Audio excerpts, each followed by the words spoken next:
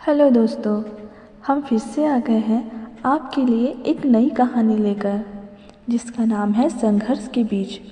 किसी गांव में एक धर्मपरायण किसान रहा करता था। उसकी फसल अक्सर खराब हो जाया करती थी।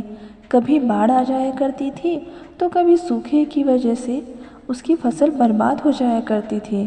कभी गर्मी बेहद होती तो कभी ठंड इतनी होती, बेचारा कभी भी अपनी फसल को पूरी तरह से प्राप्त नहीं कर पाया। एक दिन किसान दुखी होकर मंदिर में जा पहुंचा और भगवान की मूर्ति के आगे खड़ा होकर कहने लगा, भगवान, बेशक आप परमात्मा हैं, लेकिन फिर भी लगता है कि आपको खेती बाड़ी की ज़रा भी जानकारी नहीं है।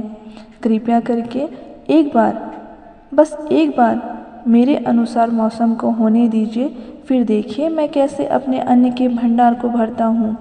इस पर आकाशवाणी हुई, तथास्तु वस्त, जैसे तुम चाहोगे, आज के बाद वैसे ही मौसम हो जाया करेंगे और ये साल मैंने तुमको दिया।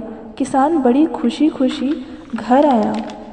क्या होता है कि उस बरस भगवान ने कुछ भी अपने अनुसार नहीं किया और किसान जब चाहता था तब धूप हो जाती थी, जब चाहता तब बारिश हो जाया करती थी।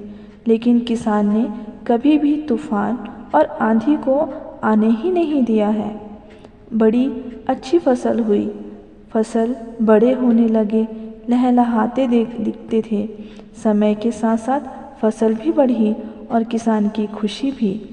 आखिर फसल काटने का समय आ गया। किसान बड़ी खुशी से खेतों की ओर फसल को काटने के लिए जैसे ही खेतों में घुसा, बड़ा हैरान हुआ और उसकी खुशी फुर्र हो गई, क्योंकि उसने देखा कि गेहूं की बालियों में एक भी बीज नहीं था। किसान दुखी होकर परमात्मा से कहने लगा, हे भगवान, ये क्या?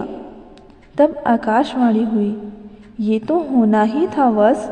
तुमने जरा भी तूफान, आंधी, ओले को नहीं आने दिया, जबकि यही वो मुश्किलें हैं जो किसी बीज को शक्ति प्रदान करती है, और वो तमाम मुश्किलों के बीच भी अपना संघर्ष जारी रखते हुए बढ़ता है और अपने जैसे हजारों बीजों को पैदा करता है।